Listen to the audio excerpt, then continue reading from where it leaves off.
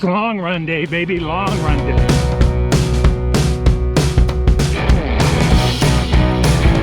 Welcome to the Ageless Runner, I'm Ralph. Hey, before we get into this long 16-mile run, would you mind subscribing to my channel? Just click that subscribe icon down the corner.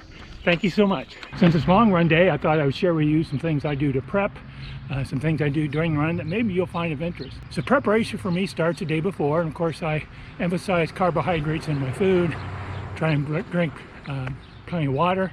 One thing I'll do in late afternoon or evening is actually consume electrolytes. I'll either use a noon tablet or I have a liquid called Light Balance. I'll link to those down below. Do a serving of those the night before. The other thing I do the day before is ready my running vest, count out how many gels I want, get those stowed away. I usually lay out my running clothes. I want to make sure I wear some of my compression shorts and compression socks and things like that. So that's kind of the day before. So before I walk out the door, I do two things. One is I do a little warm up. I'm not going to cover that today, but it's some dynamic stretching. I do some things to activate my glutes. I also have an Ekron percussion massager. It has a very high speed that they say is good for pre-workout, wake up the muscles. I'll do that for a couple of minutes. And then right before I walk out the door, I will consume an energy gel. I'll take one of my Science and Sports gels. That gives me 22 grams of carbohydrates right off the bat. And if you're not familiar with Science and Sports Isotonic gels, I'll have a link down below to a video review I did of them. And then it's run time.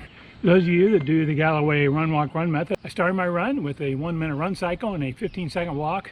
About a mile ago, I'm at about 7 miles. I increased the walk time to 20 seconds.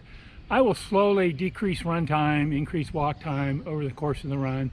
My goal is to finish the run. I'm not really interested in my pace or my time. And one thing about the long run, of course, is the mental aspect, how you handle that. There's a lot of techniques. You can listen to music. I did that for a while. I didn't at first because I wanted to hear the sounds of the morning. I wanted to hear the birds, people cutting the grass. It's kind of enjoyable to me. I listened to music for a while. But then, you know, the body starts hurting, body starts getting tired. I tend to rely on mantras like I am a strong runner, I am a healthy runner, keep you repeating those. But at the same time, I also pay attention to my body. I'm an AARP age runner, and you may be too. We need to pay real close attention to our body. We're not a young buck of 50.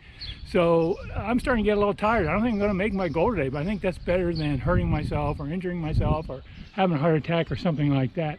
So always, always listen to your body and take care of yourself.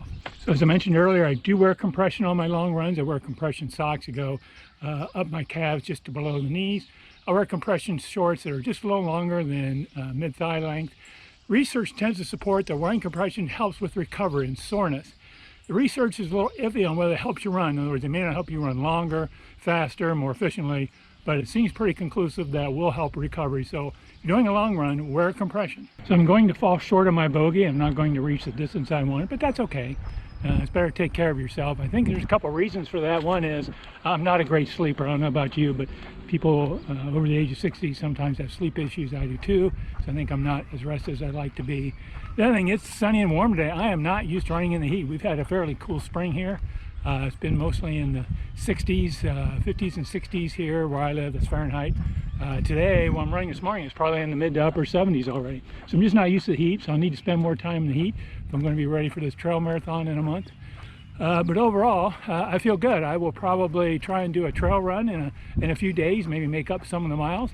Not a disappointment to me. I think it's more important to take care of myself. Worst thing I could do is have an injury or have an issue that would take me out of running, take me out of doing the race. So that's the higher motive for me. I want to do that race, even if I end up walking quite a bit of it. Hey, thanks again for tagging along on my long run. I really appreciate you watching. So hold on, wait a minute. I went home, rested for about a half an hour, felt really good, well rested, went out and ran another 3 miles. There's nothing wrong with splitting your long run up into 2 sections. Jeff Galloway says, you know, run half of it in the morning, half in the afternoon.